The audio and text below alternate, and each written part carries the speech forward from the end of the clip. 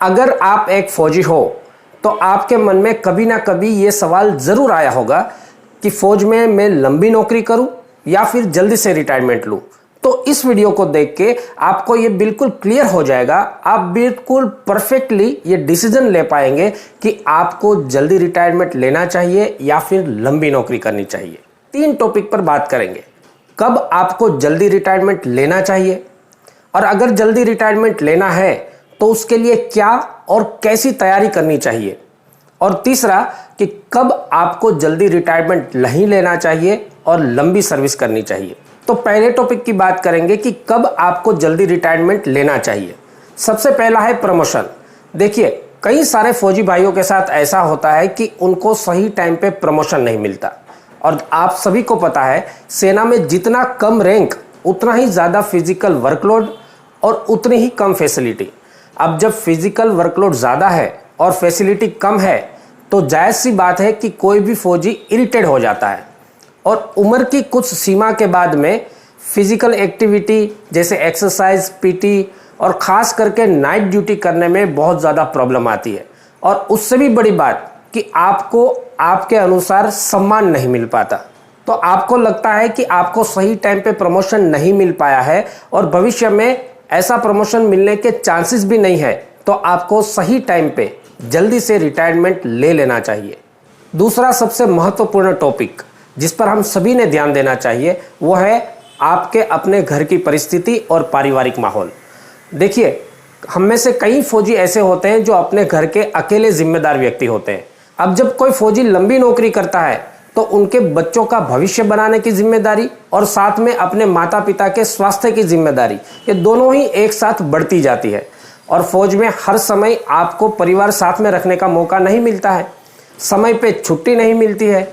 इस वजह से आप एक जिम्मेदार व्यक्ति होने के नाते अपनी कई सारी घर की जिम्मेदारियों को निभा नहीं पाते, क्योंकि आपको छुट्टी लिमिटेड मिलती है और वो भी समय से नहीं मिलती है। आप ये कमेंट्स करके ज़रूर बताइएगा कि आप में से किन किन लोगों को टाइम से छुट्टी नहीं मिली है। अगर आपकी एज सही है और आप कुछ करने की तमन्ना रखते हो, कुछ करने की इच्छा रखते हो, तो ऐसी कंडीशन में आपको जल्दी से रिटायरमेंट ले लेना चाहिए। अगर आप जल्दी से रिटायरमेंट लेने का डिसीजन लेते हो तो आपको इसके लिए क्या क्या तैयारी करनी चाहिए उसके बारे में बात करते हैं। तो मुख्य रूप से 3 चीज़ों पर आपने परफेक्टली ध्यान देना चाहिए। वो है आपका इन्वेस्टमेंट, आपका एजुकेशन और आपका मकान। सबसे पहले बात करते हैं इन्वेस्टमेंट की। अगर आपको जल्दी रिटायरमेंट लेना है तो ये बहुत ज़रूरी है कि आप अपने इन्वेस्टमेंट के ऊपर ध्यान दीजिए। आपको इन्वेस्टमेंट की एक प्रॉपर प्लानिंग करनी चाहिए।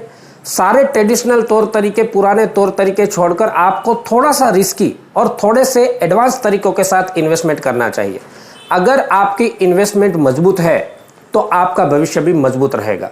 इन्वेस्टमेंट करना कैसे सीखे, इसके लिए मैं आपको एक बुक सजेस्ट करता हूं, बेंजामिन ग्राहम की लिखी हुई द इंटेलिजेंट इन्वेस्टर।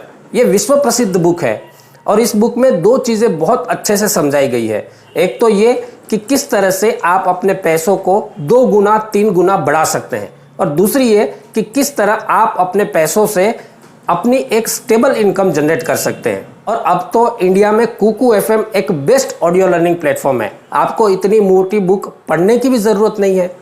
आप कुकू एफएम पर ऐसी हज़ारों ऑडियो बुक्स की समरी बड़ी आसानी से सुन सकते हैं। और हाँ, 11 जून से लेकर 19 जून तक कुकू एफएम ने घर घर कुकू एफएम नाम से एक सेल चलाया है। वैसे तो कुकू एफएम का 1 साल का सब्सक्रिप्शन 399 रुपये का होता है, लेकिन घर घर कुकू एफएम सेल में ये आपको 199 रुपये में 1 साल के लिए मिल रहा है, यानी डेली का 1 रुपये का भी खर्चा नहीं है। तो डिस्क्रिप्शन में कुकू एफएम का लिंक दिया है, कूपन कोड डालिए घर 50 और हज़ारों किताबों की ऑडियो समरी सुन के नॉलेज हासिल कीजिए। आपको इस चीज़ के ऊपर फोकस करना है कि सेना की नौकरी में जितनी आपको मंथली सैलरी मिलती है उतनी ही इनकम आपको रिटायरमेंट के बाद भी मिले। आपने अगर ये काम कर लिया तो आपको सक्सेस होने से कोई नहीं रोक सकता। जहाँ तक हो सके रिटायरमेंट लेते समय अपनी पूरी पेंशन लेके रिटायरमेंट लीजिए, ताकि आप अपनी मंथली इनकम को दोबारा क्रिएट कर पाएंगे। तो आपको सिविल में कोई भी जॉब ढूंढने के लिए विवश नहीं होना पड़ेगा, मजबूर नहीं होना पड़ेगा। दूसरी सबसे ज़रूरी चीज़ है आपका एजुकेशन। देखिए, जब हम रिटायरमेंट लेते हैं तो हम सभी के दिल में होता है कि रिटायरमेंट के बाद में मुझे एक अच्छी सी गवर्नमेंट जॉब मिल जाए, लेकिन इतनी पॉसिबिलिटी नहीं हो पाती है। ऑन सर्विस ही कम से कम अपना ग्रेजुएशन कंप्लीट कर लीजिए, तो रिटायरमेंट के बाद आप ज़्यादातर जॉब में अप्लाई कर सकते हैं। अगर आपका एजुकेशन अच्छा है, आपका स्टैंडर्ड अच्छा है, आपका टैलेंट अच्छा है, तो प्राइवेट सेक्टर में भी आपके लिए कई सारी ऐसी अपॉर्चुनिटी है। एजुकेशन की वजह से आप बाकी लोगों से अलग हो जाएंगे और आपकी अपॉर्चुनिटी बढ़ जाएगी, आपके लिए चांसेस बढ़ जाएंगे। और कुछ ऐसे कोर्सेज कर लीजिए ऑन सर्विसेज जो कि रिटायरमेंट के बाद आपको इंडिपेंडेंट होने के लिए, स्वनिर्भर होने के लिए काम दे सके। तो ये चीज़ बहुत इंपॉर्टेंट होती है कि रिटायरमेंट से पहले आप अपने एजुकेशन को अच्छे से डेवलप कर लें। सबसे ज़रूरी चीज़ है आपका मकान। ज़्यादातर भाई इस टॉपिक को नज़रअंदाज कर देते हैं, लेकिन देखिए, अगर आप जल्दी से रिटायरमेंट ले रहे हो, आपकी एज कम है, तो रिटायरमेंट के बाद आपको कहीं ना कहीं जॉब या बिजनेस या नौकरी धंधे की वजह से जाना पड़ेगा। तो आपने ऐसी जगह पर मकान बनाना चाहिए जहां पर आपके लिए अपॉर्चुनिटी ज़्यादा हो, आपके लिए ज़्यादा चांसेस हो कि आप अपना फ्यूचर बना सके। और मकान बनाने में हम जितना अमाउंट लगाते हैं वो किसी भी फौजी भाई के लिए एक बहुत बड़ा अमाउंट होता है। तो मकान बनाने से पहले आप एक प्रॉपर प्लानिंग बनाइए, अपना प्रॉपर बजट बनाइए और कम से कम पैसों में अपने मकान को स्टेबल कीजिए और बाकी के पैसों को इन्वेस्टमेंट में लगाइए। अब बात करते हैं कि किन भाइयों को लंबी नौकरी करनी चाहिए।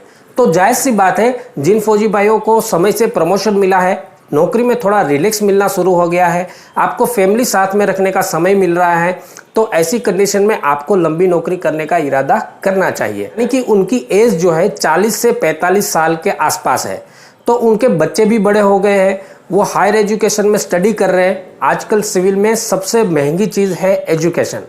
जो फैसिलिटी आपको फौज में रहते हुए अपने बच्चों के एजुकेशन के लिए मिलेगी, वो फैसिलिटी आपको सिविल में मिलना मुश्किल हो जाता है। और जिन फौजी भाइयों के घर पे कोई ना कोई सपोर्ट करने वाला है, कोई भाई है या कोई दूसरा जिम्मेदार व्यक्ति है, उनको घर की ज़्यादा टेंशन नहीं है, तो उनको लंबी नौकरी करनी चाहिए।